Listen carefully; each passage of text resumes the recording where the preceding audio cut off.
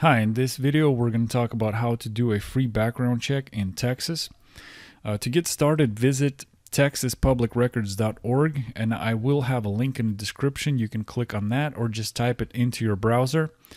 On the home page you will see a pretty extensive list of public record databases available within the state, and I'm going to show you how you can use some of these databases. But on top of that, I will also talk about how to locate criminal records, because that's a pretty popular one typically when it comes to background checks, and how to do that for free. So how do you use this database list here? So for example, let's say you want to do a big project, maybe a remodeling project on your house, and you're looking for a contractor. You want to make sure it's the right person. So you could grab, for instance, a contractor licenses database, and maybe you could look up business records as well. So as an example here, you have quite a few license types. A lot of people have licenses to do their job, anything from real estate agents to people that are general contractors, things like that. So you can actually come down to a database and look them up, see how long they had it for. You could see if there were any interruptions in it. You could see if everything has been paid for, make sure it's not expired and everything looks legit. So that's one of the databases you can use. Also, a lot of people will have businesses set up, so like a corporation or an LLC. You can do the same thing. You could look that business up, make sure everything is paid for, make sure everything is legit, make sure the business actually exists, and see how long it's been around, make sure there's no issues. So it gives you an opportunity to verify the business through state record, through state licensing records, through corporation and LLC documents, things like that. Another thing you might consider in this situation is using court records. And what you might particularly look for are maybe financial records. So it would be like a civil lawsuit, financial records related to the business, or maybe something that has to do with the construction industry. You want to make sure there isn't any vendors or customers maybe taking them to court, things like that. So just looking at all these things might help you find maybe a problem contractor that you might not want to deal with, or maybe it will help you find a good one just because they have a really good track record and they've been in business for a long time. So, before you hand that money over, you can have a peace of mind just by doing a quick little search on an individual or a company. So now let's get to criminal records. Now, criminal records are the most sought after records when it comes to background checks. They're right up there. Background checks are used for many, many reasons, and typically the backbone is going to be a criminal record when it comes to a background check. So let's go through all the databases you have that you can use for free in the state of Texas. So let's hover over other records and click on inmate search. Okay, so the reason I'm coming to inmate search is because you have inmates at the county level, and this is where typically a criminal record originates. It originates with an arrest. So if like a police officer arrests somebody, they get charged with a particular crime, and then they will typically be booked in a local jail, and then they'll either post bail, maybe they'll get released, or maybe they will spend that time in jail until they see a judge. But the next step will be to go to court.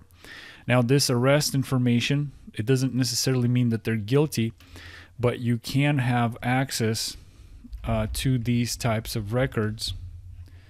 As an example here, I just typed in a random name, and for instance, you have for some personal identifying information like date of birth, full name, booking date.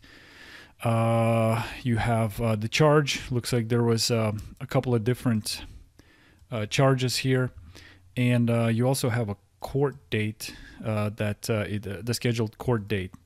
So as you can see, you have quite a bit of information here. So this person has 4 different charges, and you can identify them by the name, and so there's quite a bit of information you can get from the arrest record. Now, it doesn't necessarily mean that they're guilty, because they still have to go to court. And every county will have some version of this type of a database. The way they display the information, the way the search boxes are going to work is going to vary from county to county, so keep that in mind. And some counties won't even show you a list of arrests. And in that case, you might, if that's really important to you, you might want to just directly request it through them. So the next step would be court. And what you have in Texas is you have a couple of ways to research this. Now, you have which courts are going to be dealing with. You have each court within the state of Texas here will do a particular case. So anything from Supreme Court to municipal. So they'll deal with different types of cases. So like the municipal, which would be like city courts, like they'll do like traffic, things like that. And then, of course, district is going to work with like more high-level crimes like felonies and things like that. And then you have everything in between here. So there's an explanation here of how the court system works. Now, there's a couple of ways to research court records in Texas. You have a centralized system, idocket.com, and I'm going to click on the background check page, so I'm switching from court to background check. The background check page has county information here, so keep that in mind.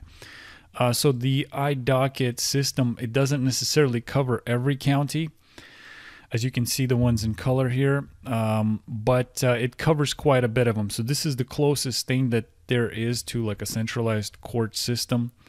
And you can use this, as you can see, you can register for it, and they have a free plan. There are some options for like gold, silver, and bronze subscription plans, but they do have a free one, which is going to let you search like on an unlimited basis. So that's one way of doing it. And then another thing is you can use county Court of Clerks offices too. They have their own, especially the larger, more populous counties. They will have their own systems that they provide. Like for example, here Harris County, and District Clerk website has a way for you to search quite a bit of records, and they have one specifically here for criminal information.